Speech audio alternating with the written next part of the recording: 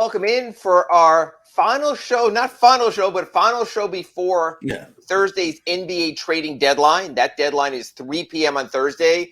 We'll have a better sense of where the league stands then. We'll have a better sense going into the buyout market.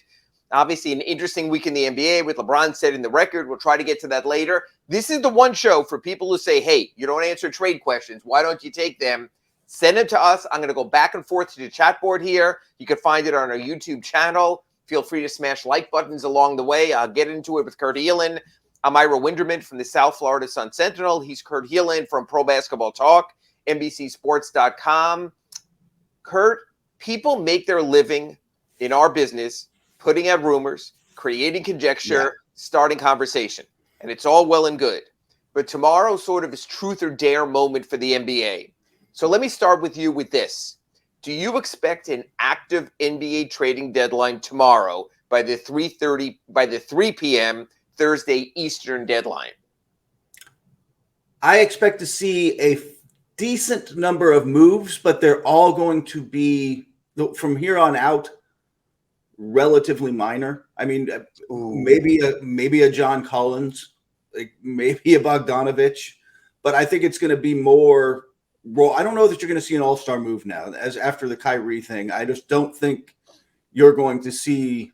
Maybe Mike Conley, I guess, is technically an all-star, but like I don't think you're going to see anything of note, and it's going to be a little disappointing. I don't think you're the only deal that moved the needle already happened, and that being, of course, the Dwayne Dedmon deal. No, of course, the Kyrie Irving deal to Dallas, and I get that, which again was interesting because I think, Kurt Helin, you would agree, it sort of was pennies on the dollar for what we thought. For a player like Kyrie Irving and, they're going to get the world, they're going to get whatever they want back. Dorian Finney-Smith, nice 3-and-D player, one of the best defensive wings in the league. No issue with that. Spencer Dinwiddie, no one's idea of an all-star. I think it's safe to say we probably will never see Spencer Dinwiddie in an all-star game. A first-round pick so far out in the future in 2029, we don't know what the league is going to be or what that value is going to be in the future. I think the thought was whether it was the Durant trade rumors or the Kyrie trade rumors in the offseason or going forward, you would at least have to get an all-star in return. So I'm curious to follow that up, Kurt Helin, with this. We saw the Rudy Gobert trade in the offseason, and we thought that, quote, set the bar. 3 first-round picks for an all-star level talent, and you build players off of there. Has that bar been reset? Do you think for all the consternation, Rudy, it's too much, you can't make trades, and they did to a degree, the Timberwolves freeze the market. Do you think Kyrie unfreezes the market? I don't know if he unfreezes the market, but I think, first off, Gobert was the outlier. Like that, people look back on that now and they're like, all those picks, all those swaps, plus all the, the players to match the salary for what exactly, by the way, if you go watch Minnesota right now? Yeah. They've been playing a little better lately, but that's Anthony Edwards. That's not anything else. The market has come back off of that, but I think this is almost an overcorrection the other way in that Brooklyn wanted players who could help now. They were not going to take, again, everybody talks about the Lakers 2 picks and Westbrook. That does not help you win right now. You can watch the Lakers last night like I did in person. Like, Westbrook does not help you win games, man. That wasn't going to help them. But the other part of it was there was no market. It just, in this case, where you knew you're either paying for a rental or you've got to pay him this summer. Nobody really wanted to pay him this summer. Or nobody wanted to pay him more than a year this summer. And so I think in this case in particular, there just wasn't a market. And so they took the best offer probably on the table. We could debate, what the Suns might have had, but it was probably the best offer on the table for a team trying to win now, and said, hey, they're counting on some addition by subtraction, aren't they, Ira? Yeah. It's just that they're sort of moving off a problem, and I get that. I'm going to go back and forth between the big name and the small name thing. On our crosstalk, we start early here on Wednesdays, 9 a.m. on our RedRecover.com inside the paint, or as Kurt likes to say, in the LA area at 6 a.m. And obviously, Big O is a little over cafecitoed this morning, and I understand that when he mentioned the Jimmy Butler trade. The point I made in our crosstalk, and Kurt had a very good point. 2 things. Big trades can happen far easier in the offseason for multiple reasons. A new salary cap. You're working under the new salary cap calendar, which tends to be larger, number one. Number two, you can carry as many as 20 players in the offseason, a maximum of 15 of standard contract during the season. That matters because if you put all these extra salaries in and get a 4-for-1 trade, in the offseason, fine. You go to 19, 20 players, you're good. During the regular season, you then might have to cut players who you believe are contributors. So this whole notion of selling off players to another team that's under the tax or under the cap, well, that team has to want to get rid of one of their 15 players, one of their 14 players, depending how many they take in. So I agree, Kurt, that a lot of the stuff we're talking about, the big deals, you just can't do right now. Yeah. Do it around the draft when you know what your pick is. For example, I don't foresee the Heat going in the lottery, but the Heat do have their own pick. So people want to know, hey, the Miami Heat's 2023 first-round pick, is it going to be 25? Is it going to be 20? Is it going to be 15? You want a better sense. You have that around the draft. You can have a team draft for you. You can then make that trade July 1st and have that player move to you. We see so many times during the draft, wait a minute with that hat. You're not going to be playing for that team. So I agree. Kurt, do you have any other sort of explanations for folks out there as to why it's just easier to make the mega deal in the offseason? You also, after July 1st, you gain a draft pick that you can trade. Now, right now, the farthest out anybody can go is 2029. Right. After July 1st, that becomes 30-30, so that becomes an extra pick. And by the way, you mentioned how far out the pick was for in the Kyrie Irving trade. It's not a coincidence. Every one of the picks that moved in that deal is after Luka Doncic's contract ends. Now, he probably resigns, but I'd I'll take the chance he might not. I think the other thing is just the lack of pressure in the deadline sense. Like, there is a true hard deadline Friday. Friday. There's Thursday, a true hard deadline. Thursday, but tomorrow there's a true. Sorry, I was up late last night. There's a hard deadline.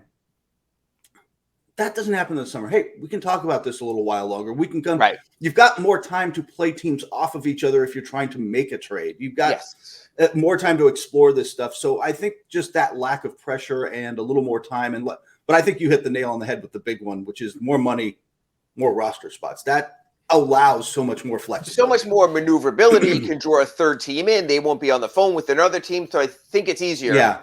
The point that Big O was making is with Jimmy Butler aging and the Heat apparently not looking, at least right now, the way they're playing in a championship moment, maybe you can move Jimmy. Jimmy is not as toxic as Kyrie Irving. But Jimmy burned bridges with Fred Hoiberg in Chicago, with the locker room in Minnesota. Didn't make so many friends in Philadelphia that he mocked them keeping Tobias Harris over him when the Heat beat the Sixers in last season's playoffs. Is Jimmy Butler the kind of player, if the Heat were to quietly put on the market, 29 other teams go, let me consider that? Or would it be a much smaller interest base there, Kurt Helin? I think it'd be a little bit smaller, mostly because there's a lot of teams that just aren't looking to win or win that fast, or where they don't really need that position. But I think there'd be a lot of teams interested just because he is still – I don't think the market's as big as Heat fans might like, or as lucrative in return, because he's missed a lot of time. He hasn't been able to – I don't know. He's able to, and we've talked about it on here, there are stretches for the playoffs where he can play like a top 10 player in the league. But you don't really get that for the full 82. You're kind of managing him for 82 to get him healthy and ready for that Jimmy that we see in splashes during the season. I need him. A lot of teams, I need him for that final 16, and the Heat can kind of balance that way and get there. But there's a lot of teams that are going to need, you need him for that first 82, or to get you end up as the 6th seed or the 7th seed where you don't want to be. No, and I get that. By the way, we'll get to a whole bunch of questions. I got a lot more I want to get to here, but I want to be fair. I said we would go to the chat board. Here's one that came in really interesting. This is from Alexis. And the question here had included a very unique misspelling. So the actual question I have here, I'm going to read it as written. Does Lousy get moved? Now, I assume that's a typo, and we're referring to Kyle Lowry. So that is not editorializing on redrecover.com Inside the Paint by Kurt Helin or Ira Winderman. That might have been Alexis's typo. If not, feel free to fix your question. we're going to get to this later in the show also. The short answer, Kurt Helin, do you expect Kyle Lowry to be a member of the Miami Heat after 3 p.m. Eastern on Thursday? Yes. I don't think there's a market for him at that salary with a fully guaranteed season after this. And the Heat already saying he's going to miss the next 3 games as he has his knee checked, whether it has to get drained, whether Eric Spoelstra said no procedure is needed. But it's not like the Clippers or the Timberwolves or I need a point guard now team on Thursday can trade for Kyle Lowry and on Friday can get him in the starting lineup. So they're in the waiting game they've been in all season. The Clippers have been dying to get a true point guard in there game by game by game. And the Clippers are a team that spent the whole season waiting on Kawhi, the whole season waiting on Paul George, who's missed 17 games. So I just don't know if they're going to do that. Anyway, we'll get back to Kyle Lowry. There's a lot of other levels there, but I want to be fair to our chat board. So Sneak Attack 305 says, I think Gabe Vincent is a great player. All right, you can ask your question how you want for us to move forward with Bam and Herro. That's why the Lowry departure would be great to give Gabe more playing time. But who backs up Gabe at the point? Okay, Sneak Attack, a whole bunch of things. I'm not so sure that Gabe Vincent is a starting level NBA point guard. He had his playoff minutes last year when Kyle Lowry was out. But I would find it hard to believe that Pat Riley and Andy Ellisberg and Adam Simon in the Heat front office would sit there and go, okay, let's replot our future. Gabe Vincent, next 5 years, he's going to be a free agent. We're going to take care of him. Kurt, you know this more. You're around the league. You see the breadth and scale of point guards around this league. And I know you're also a big West Coast Hoops fan, you and Cal Santa Barbara fan. But if I were to tell you that Gabe Vincent is the Miami Heat's plan going forward for the balance of this season and the future as their starting point guard, your reaction would be? Yikes. Maybe yikes overstates it because I'm with you. I think he's a good, solid, quality NBA rotation player who can, if your point guard is out, can give you 15 games as a starter and you're not going to fall off a cliff. But I don't think he's on a team where the Heat wants to be. I'm just not sure he's your starting point guard, right? Like, I'm just not sure. Yeah, I'd agree with that. And then, that guy. You know, it's really interesting. The Heat moved off of Goran Dragic in favor of Kyle Lowry because they wanted a true point guard, an NBA-level playmaker who sees the play ahead of time. Again, we've spoken about this. Big O has spoken for years about either you're an innate NFL quarterback or not. And that you could take Ryan Tannehill, the college wide receiver, convert it to a quarterback, but he's never going to have that innate feel. You've seen this out in L.A., whether Chris Paul was there. You see it in the great point guards. They see the play ahead of time. Great point guards play chess and not checkers. I think if you go back to a Gabe Vincent, who started his career as a three-point specialist and shooter, you're never going to have that innate point guard. Also, he's valuable as a backup point guard. That's a genuine NBA position. Yes. Right now, if I'm moving Gabe into my starting lineup, which they will have to at least the next 3 games, I don't think Victor Oladipo is an innate point guard. I don't think Tyler Herro is an innate point guard. And I wanted to touch on that real quick, and I know I'm all over the place this morning. Kurt, my thought is if you're giving Tyler Herro significant minutes at point guard, you're retarding his growth overall down the road. Your thought on taking Tyler and then telling him, hey, and by the way, we need you to play 18 minutes a game at a point guard. Do you think that changes who he is and who he can be? No, I don't think too much. I think he wants that opportunity. I think he likes the ball in his hands, but I think you're looking for something special to go next to him, somebody who can run the pick and roll more. So Tyler's great if he's doing it sometimes. If he's doing it full time, like you said, I don't think he sees the floor and hits. He can certainly score. He can certainly make some passes, but I don't think like you said, he is not a pick and roll master. And now you've got to find a one who can defend, who can run some pick and roll, but you need a catch and shoot one now, and there's not a ton of those either. Like basically a 3-and-D ones are kind of rare. So I think you'd rather have like you said, innate, however you want to phrase it, right, a true number one, even if it's not a scoring number one, because you don't necessarily need that, but somebody who can just move the ball around and find guys, or peak, not current version, Ricky Rubio kind of guy who's not necessarily going to score, but certainly can move the ball around and knows how to run a floor. Yeah, I think obviously when you make the kind of investment using Kyle, and we'll get to him later, and that doesn't work, it's a ripple effect on the roster. Staying with the chat board, want to try to get to as many of these as I can before our first break on ReadyRecover.com. Inside the Paint, Greater Good, our friend, chimes in with, Kyrie always will bring too much drama. He's not worth his salary. Kurt, I'd like to get your thoughts on the trade itself from a Dallas perspective. I have seen some grades for the Mavericks, like starting at C- and going downhill. What was your takeaway for what Dallas gave up and what Dallas thinks it's getting? Desperate times, desperate team, desperate move. I don't think they make this move if you. First off, we've talked about this, and I think all our fans you are always on the clock if you have a superstar. There's not the league has gotten to the point where you are. Luka's not asking out. He's in the first year of a deal. He's not been a pain, but you're on the clock, and I think. The other part of that was you could see him wearing down just watching his skill over time. He was missing more games. There were games he just almost seemed flat and took it off. And it wasn't because he was, had the South Beach flu or something. I think he was physically wearing down from the load and the amount of plays he had to take. And so they had to do something. This is a high risk, high reward. And by the way, I think it kind of pays off for this season because Kyrie's playing for a contract. He'll be happy. I mean, I don't think I'd bet the mortgage on it because it's Kyrie, but I think he'll be happy and not disruptive now. Now, this summer when he doesn't get his 4 years, or next season when he decides, he has to go save the rainforest. I don't know. Whatever he decides he has to go do. Save the rainforest. Who knows? Yeah, exactly. Whatever he decides.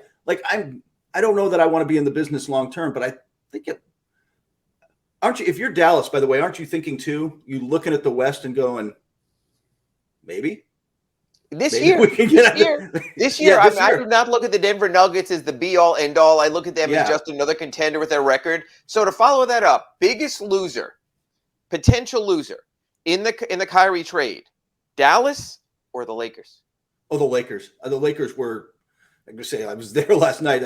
There's still even with the distraction of LeBron, there was a genuine sting because they have so few paths back to being relevant like they want. And this would have been one for the same reason as Kyrie, Davis, and LeBron together would have been, you suddenly got a chance, right? And in this West, so I think it hurts them more. I think Dallas will be fine. If they end up moving on or having to move him on again, they'll you know what they did? I read they did do this. Hey, Luka, man, we're trying. Look how hard we're trying. You can't go anywhere, man.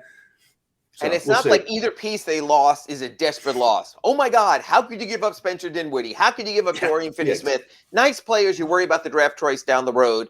That's it for our first segment. I am going to get back to the chat board. I think a lot of that. By the way, Alexis goes in and says trading lousy was not a typo. So that's interesting. So we'll get back to the chat board here. I think through the chat board, we'll get into a lot of Heat trade discussion also. A lot more to discuss, including other potential around the deals. We'll look ahead at the Heat schedule. We'll try to cram as much as we can here without creating too much pain on the ReadyRecover.com Inside the Paint Show. And we'll be back after this brief commercial break.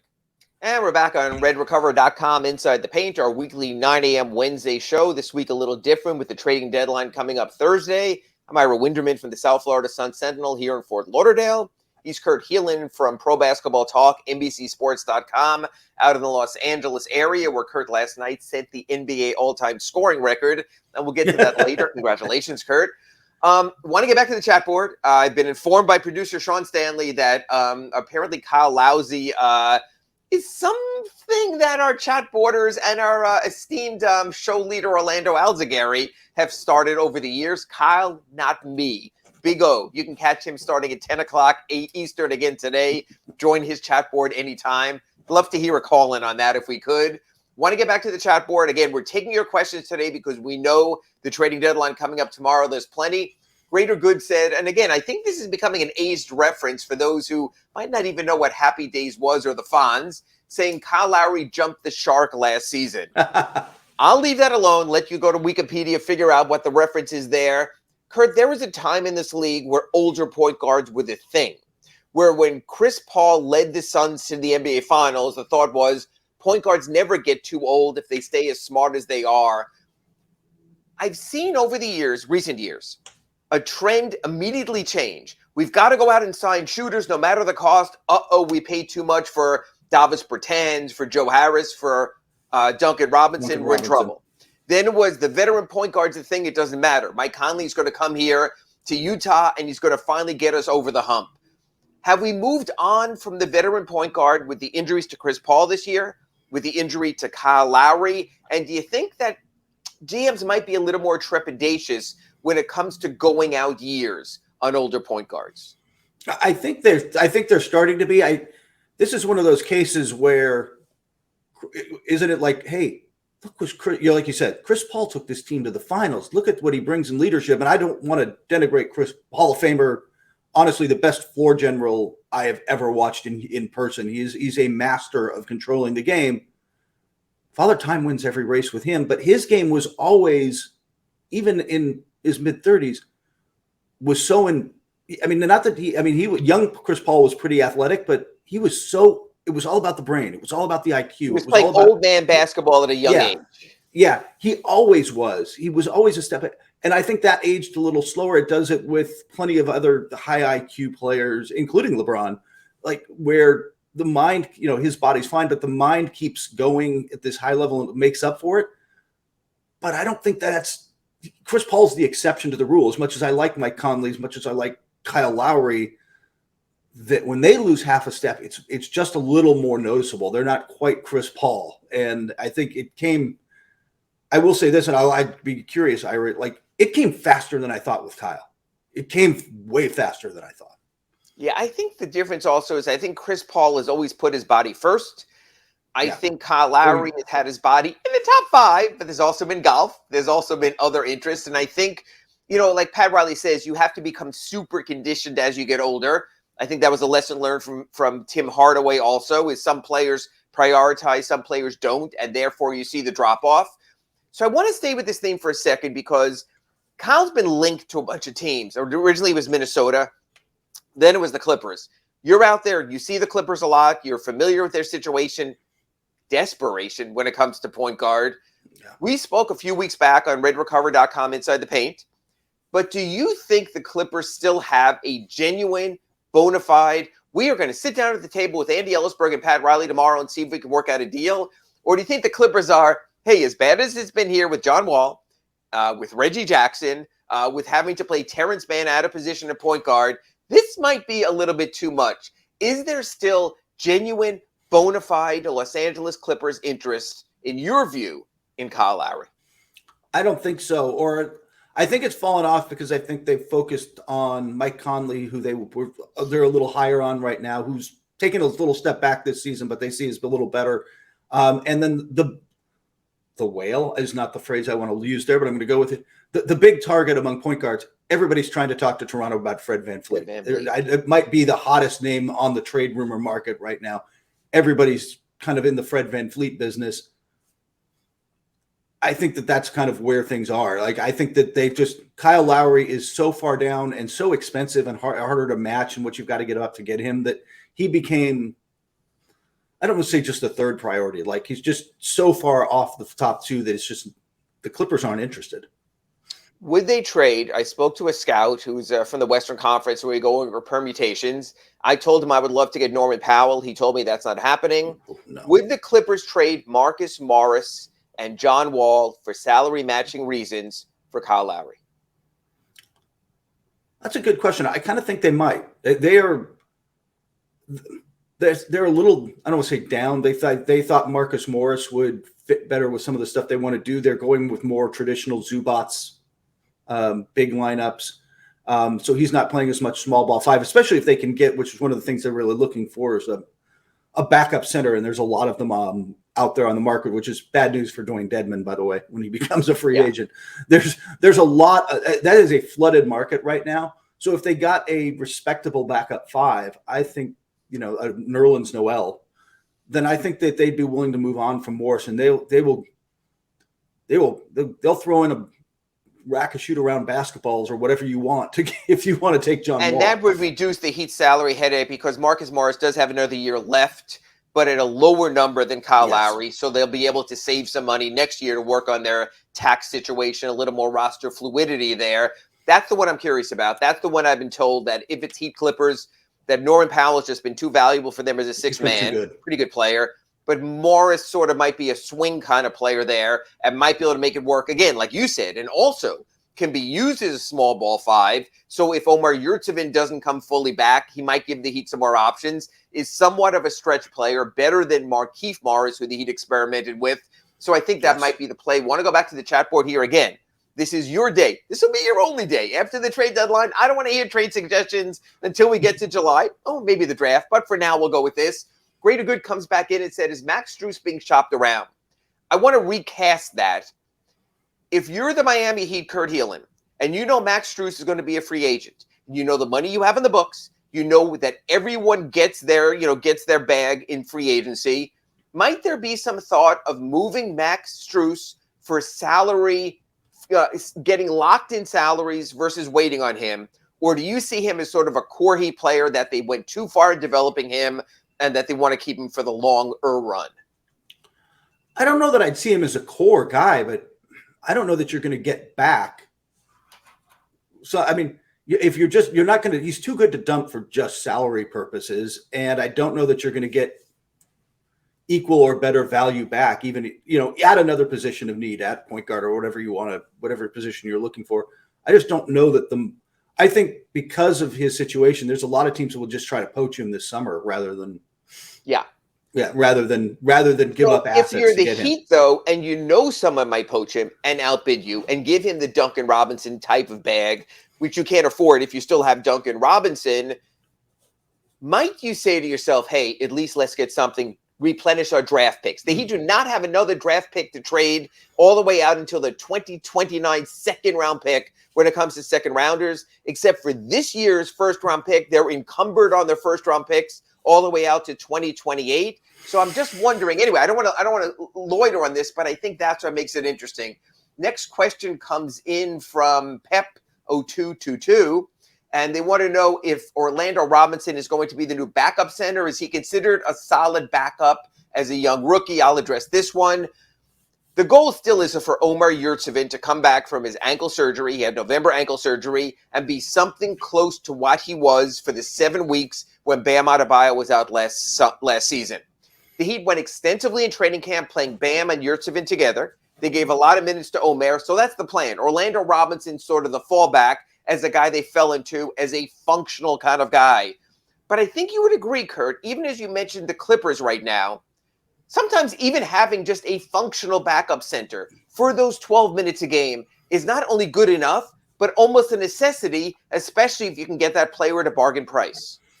Well, it's a mercenary position in the league right now. But, center in general, but especially backup center, you're getting guys for around the minimum or as cheaply as you can. And by the way, count me among the guys just happy he got moved from two-way to Orlando. Got moved from two-way to. I think he'd earned having that contract for the rest of the season, right? Like I thought they haven't done it yet by opening these two roster spots. They can, and there's going to be a lot of little minor machinations. I think Orlando Robinson gets moved. He only has 9 NBA days left on an NBA two-way contract. You could spend up to 50 days on the NBA active roster. He was signed in December. That 50 days was prorated, so he's going to run out of time in March. Also, two-way contracts are not playoff eligible. So if he's your backup center, you need him playoff eligible. Yeah. I think the Heat have 2 roster spots now. They'll shift him to a standard. Jamari Bouye, who they signed or will later today to a 10-day, I think he'll slot into that two-way contract.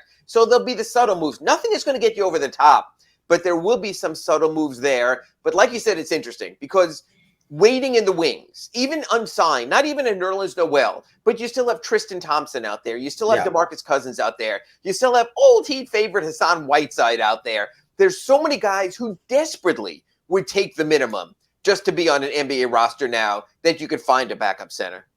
Yeah, and in the trade market, there's not only a Nerlens Noel, there's like one of the 17 Plumlee brothers. I mean, there's just a whole lot of guys you can go get at the minimum right now. And if you wait, like you said, you wait till the buyouts start happening after the trade deadline, and you'll be able to get a center. By the way, Is it just me? I kind of know people. He's got this toxic reputation. Is it a surprise to you that somebody didn't pick up Cousins yet? I think it is. I think he is a bigger personality than a backup center. And there's always the concern if he outperforms his 12 minutes a game role that he'll want more and you can't afford to give him more, which is why even the Nuggets and other teams move off a player like that because they just don't sort of want that headache. That there's the glad to be their backup center, Orlando Robinson, maybe Dwayne Dedmon somewhere else, and there's the expectation of rebuilding a career. In other words, you sign a Hassan Whiteside, he's going to try to get his rebounds. He's going to try to get his numbers. He's going to try to prove people wrong that he should be in the league. I don't know if teams want that. The teams want the good soldier Orlando Robinson type who they don't care if they scored 8 points in their first 6 minutes and they get pulled because Bam's going back in the game. They're not sulking back to the bench. They're just glad to be on the team. So I think that's the difference in the players you've mentioned who are available as opposed to just getting someone who's not a headache. You don't need headaches coming in February and March. And just to sort of fill people in, this is how the buyout market works. A lot of people get this wrong. A player can be signed any day until the last day of the season. If he's not on an NBA roster this season, he's playoff eligible. If you have been on an NBA roster this season on anything other than a 10-day contract, you must be waived by your team by March 1st in order to be playoff eligible. So it's interesting. The NBA used to have the trading deadline after the All-Star game. They moved it up to before. So now this 3-week window where players will either try to ask their way out or teams will sort of coax them. Hey, give us a little money back on the cap. We'll get you out in the buyout market. You have to be out by March 1st. There have been teams who have had disgruntled players and have absolutely screwed them by waiting till March 2nd to waive them. Very transparent. You F with us, we're going to F with you. You're not playoff eligible anymore. But what people get wrong is if you haven't been in the league all year, like a Whiteside, like a Cousins, like a Tristan Thompson, you can literally sign before your team's final game of the season on April 9th and be in a playoff game 6 days later. That's allowed also. So there is plenty of movement time for teams to figure it out. The later you sign someone, the less it costs against the luxury tax. The Heat 1 year signed Darrell Wright the last game of the season. It just costs the least. You don't playoff salary does not count against the cap, so you make it work it that way. So it's a little complex, but I think I agree with Kurt Helin on our RedRecover.com Inside the Paint. That's when you'll see the backup center market take place, more on the buyout market than honestly having to spend for Nerlens Noel right now. Alexis comes back in and says, can we fix Duncan Robinson? Kurt, this is interesting. When a player goes south, is there a way to bring him back north? And I know I always tell you this every week. I hate to put you on the spot like this, but I really can't think of a lot of examples of a player who's fallen off so much as a three-point specialist and then jumps back in. So I think the Heat are in a little bit of a tough spot with Duncan Robinson. Yeah, I think it's a little bit difficult, but he's so young. Like it's just got to be it feels like it's got to be just a confidence thing. The problem is getting that confidence up means giving him minutes, right? So suddenly it's kind of the catch-22, and that becomes I don't know. That feels like something that's much easier to do in October and November than it does right now when you're starting to look at the standings and thinking, man, we got to hold the Knicks off and hold everybody off and get this 6th seed. Like it's a different feel. Well, and the other thing to me there is, or did the Heat set up such a unique situation that it can't be matched somewhere else, that it can't be duplicated, that they created such a unique niche role for Duncan Robinson that another team simply doesn't have the wherewithal to cast them in the situation that it was so effective, including helping the Heat get to the 2020 NBA Finals in the bubble. So I am curious about that. Pep checks back in here and says the Heat do need to find another backup center because they're concerned for Bam Adebayo's health. I think they have enough options on the roster now. I think Yurtseven is back in contact practice. Orlando Robinson is under contract. You're going to get Jovic back from his back injury. So I think if the Heat don't make a backup center move, which is why I think they felt comfortable enough moving off of Dwayne Dedmon, that they have enough there. So I don't think that's an issue. Another question raised here, and I think it's a good name. Any interest in the rumor of getting Kelly Olynyk back? Is that possible money-wise? Anything is possible money-wise when Andy Ellisberg is your general manager. Kelly Olynyk, Kurt, what you've heard about availability, do you think might be a good Heat short-term rental?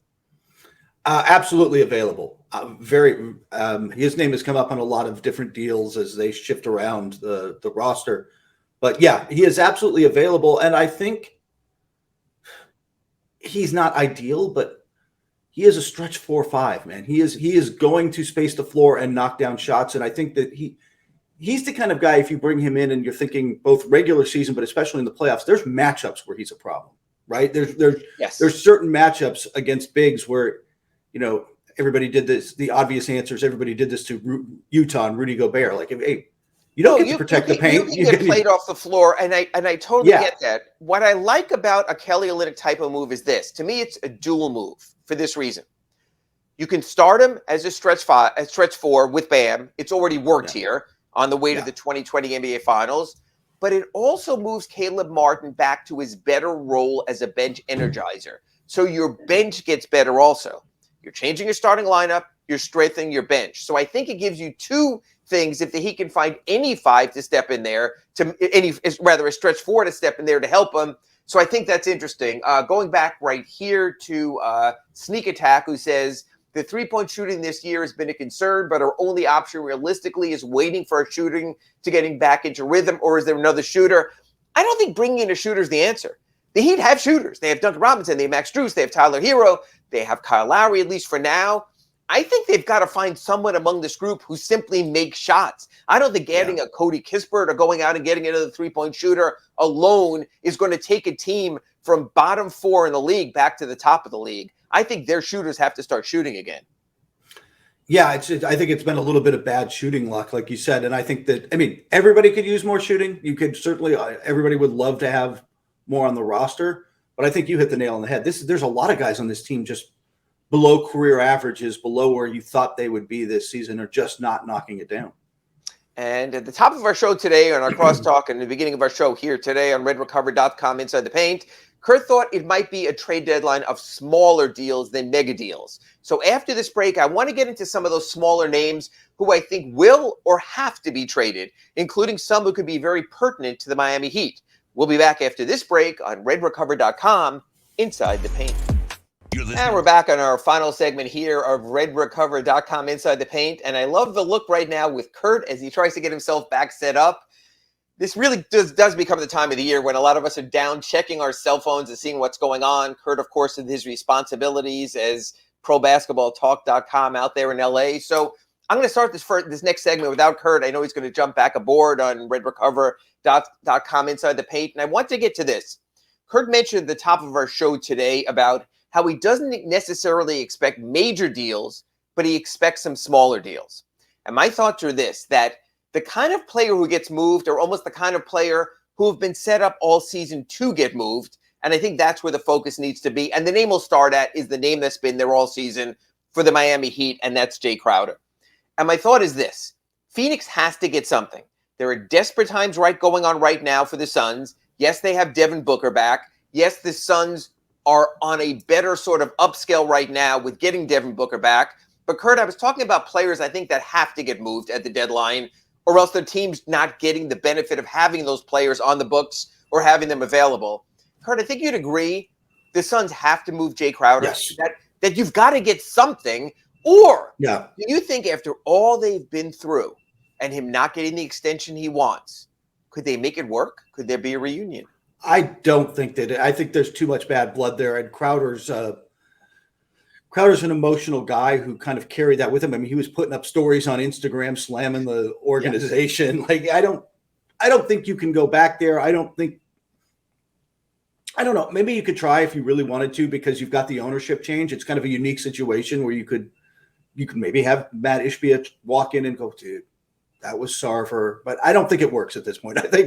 I think the blood's too bad. And I'm with you. The problem is for them, by the way, isn't it? You've waited so long now. You talk about pennies on the dollar. You are genuinely not going to get that much back, and you're just going to have to accept it. Yeah, and Kurt mentioned this to us in our first segment. You can catch any of the previous segments on our podcast at the Big O Show, wherever podcasts are available. And he said in the offseason, there's a moving deadline. You can say we want something done by the signing period. You want something done by the end of summer league. We want something done by the start of camp, but you roll it out. Well, Phoenix is hard up against 3 p.m. Eastern time on Thursday. or they can't get anything from Jay Crowder. And then you become a buyout situation, and it's a wasted year for everyone, or they get punitive with Jay and they don't buy him out and make him, I don't make it sound too cold, but just rot for the whole season for not being in with it. How low can they go? Could the Suns just wind up either trading him into space just to get a second-round pick back? Could they take a contract that expires this year just to give them a little something? How low do you think, when you say pennies on the dollar for Jay Crowder, do they go? Is it just 2 second-round picks? A couple of second-round picks, and I think expiring money is kind of a thing for them. By the way, they've got some paydays coming up they've got to make, it's hard with new ownership. Like, they had a penny pinching owner before. Does the new owner want to be more aggressive? Is he willing to spend? Like, we'll find out.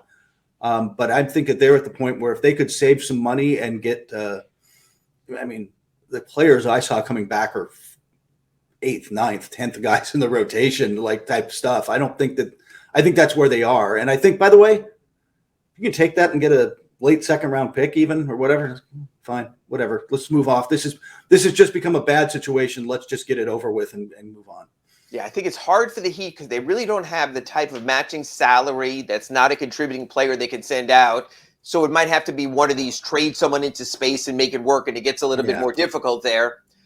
Kurt, you had mentioned also about smaller deals, which brings us to me, the NBA's flea market, the Utah Jazz. This season started, Utah was going to try to race to the bottom to get the number 1 draft choice, and then they fooled around and fell into wins. And all of a sudden now they're in that everyone's in the playoff race in the Western Conference. But Danny Ainge has so many chips at his disposal, from Conley to Beasley to Jared Vanderbilt to Kelly Olynyk to probably 9 other players that I'm forgetting are on the roster because I don't watch a lot of Utah Jazz basketball. Will Utah be trade central tomorrow, where literally Danny Ainge will be holding a fire sale for draft picks? Or will he just let this play out because it played so well and he already has a lot of draft choices? I don't think it's going to be a complete fire sale, but I think that they are going to be, maybe along with Charlotte, like the most active team. I don't know if like Conley gets moved, but I kind of got a feeling you're going to see there's a lot of interest in Vanderbilt. That is a name I've heard way more. I heard way more in the last 48 hours than I would have expected. The other one that kind of did, Malik Beasley. I mean, who couldn't use Malik Beasley? Right. A good 3-point shooter on the wing with some size. So I think that they may be the team that has the most moves, but this is Danny Ainge. He's going to hold out to the last minute for every possible drop of an extra pick he can get. But at the end of the day, this kind of reminds me of the Suns a few years ago when they suddenly won a bunch of games and got good, and they're like, hey, we can go all in. And they're like, yeah, that didn't work. You can't. The Hawks sort of did this. They won so fast it kind of threw their timeline off. They just won so many games that it kind of messed up the plan, didn't it? It did, unless they just say, okay, this is the finish line. Utah Jazz fans, we gave you 2/3 of a season of high-quality basketball. Now we're resetting our future. I have on my other screen up the rest of the Jazz roster, and I just want to give people perspective. My thought is, except for Markkanen and maybe Walker Kessler, Kessler's not available. Yeah, right. They I love just him. don't see anyone else who's off the table there. So no, I'm just going to go through some of these names that are just guys, but are the kind of just guys that might interest another team. I'll start with a former Laker you're familiar with, Talen Horton-Tucker. Could there be some interest there where someone throws a draft choice? Second rounder from a team that's rebuilding, that's willing to try to develop him. He's great with the ball in his hands all the time, allowed to attack, but the other stuff is a problem. And I understand. Going to the next name, we didn't mention here, but a lot of people had till now, Jordan Clarkson. Oh, that's a good one, because the buzz is that they weren't really, that new ownership loves him and isn't really eager to move him, but I would think that he's absolutely available. Right, and could get some sort of protected first-round pick. Colin Sexton, I never felt they were married to him when they trade for him. No. Again, it's the beauty in the eye of the beholder. Thoughts there real quick. If a backup scoring almost 6-man kind of guy who can come in and light it up, but he hasn't been that great this season. I don't think second in matching salary. I don't think there's much interest in him.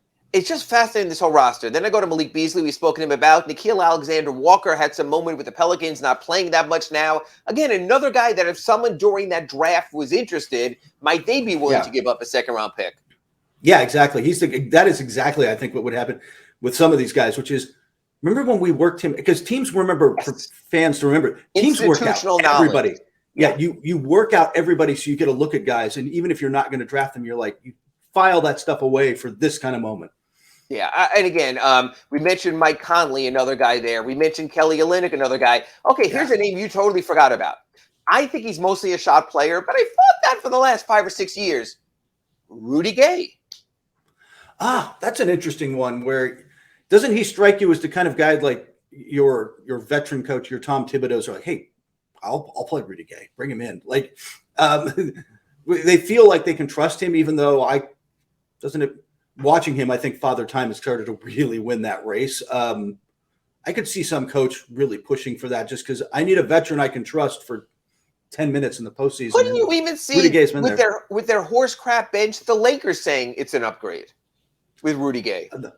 Yes, and then the Lakers nation will tell you that he should have been an all-star. Yeah, that's about right. Okay, all right. So we're on the same page. That's what I'm saying. Okay, so I think Utah, I think Jay Crowder has to move. I think if you were, I think this is an easy bet. I think if the answer is yes or no, will the Utah Jazz make a trade? The answer is yes. So I'm going to put it a different way. I'm going to give you the over-under. 3 current Utah Jazz players being dealt by Thursday's 3 p.m. NBA trading deadline. 3. Over or under Kurt Helin from Pro Basketball Talk and NBCSports.com. I'm going to go under. I think Ainge is, like you said, Ainge has already got so many picks that he's going to hold out for a lot, but there will be movement. But I'll say, if it's 3 or under, I'll say under.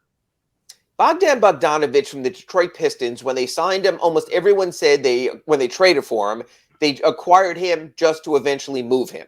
They then gave him the 2-year extension to give whoever acquires him cost certainty. He's not part of the future in Detroit. He's a nice player. He's a win-now player. He might not be the be-all, end-all, but he has a lot of playoff experience successful with the Utah Jazz. What happens in that situation? The word is he's staying. That they are going to try to win next year. They thought they could have made the play-in this year, and then Cade Cunningham got hurt, and that went out the window. And it might be good for them. It means Jaden Ivey and Killian Hayes and some of their other guards are getting a lot of valuable time on the ball.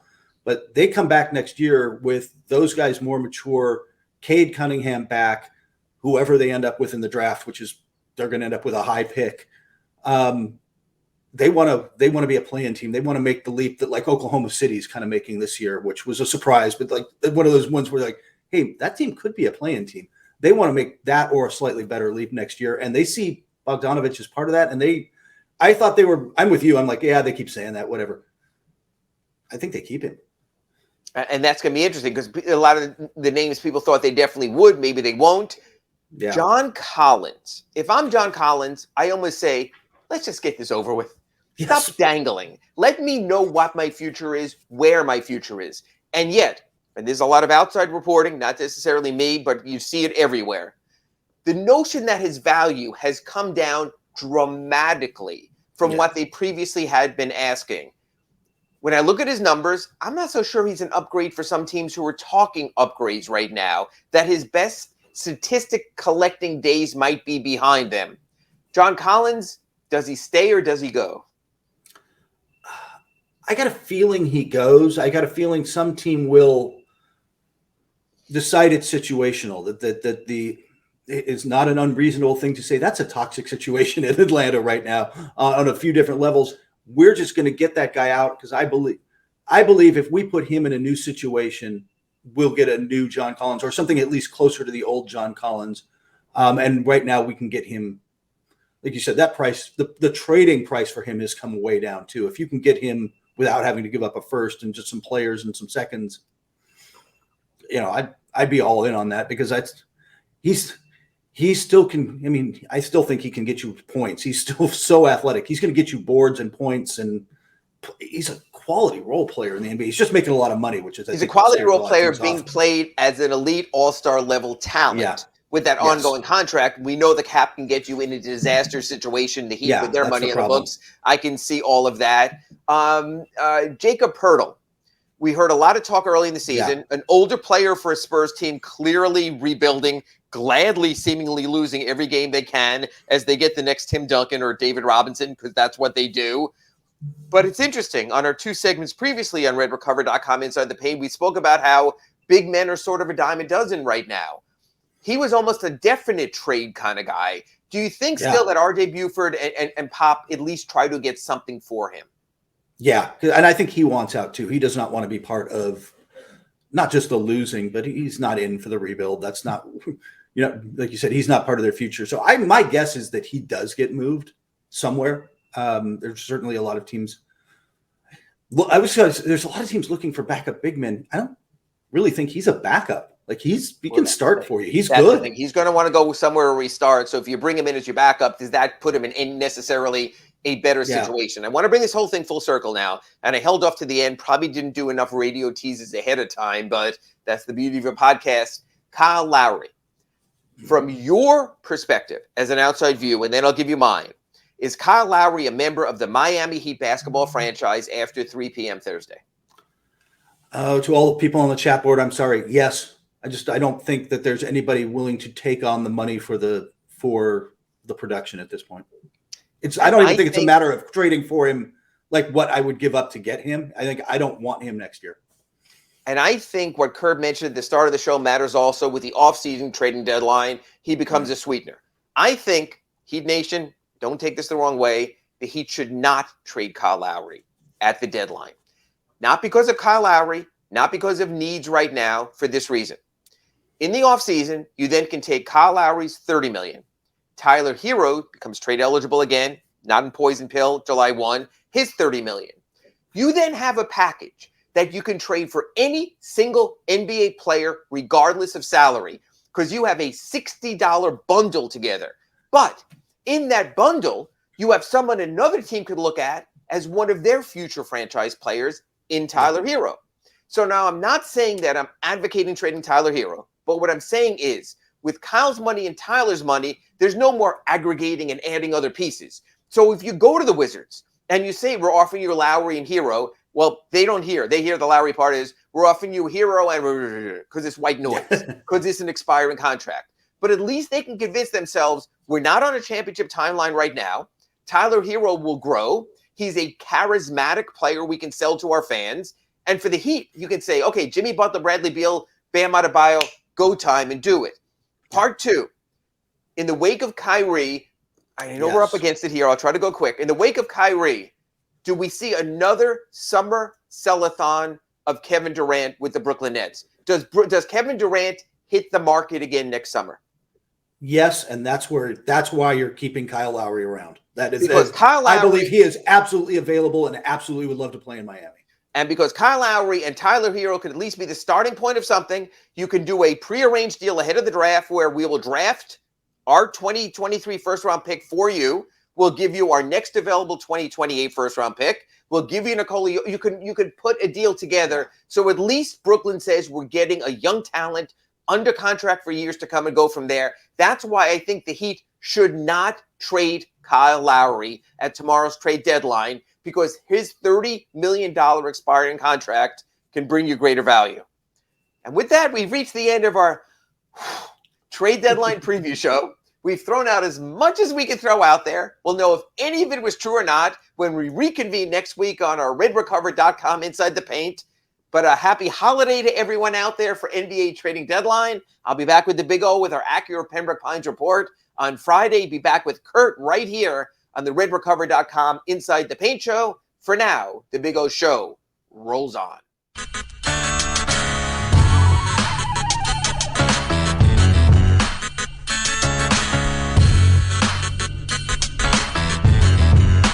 This is the Big O show.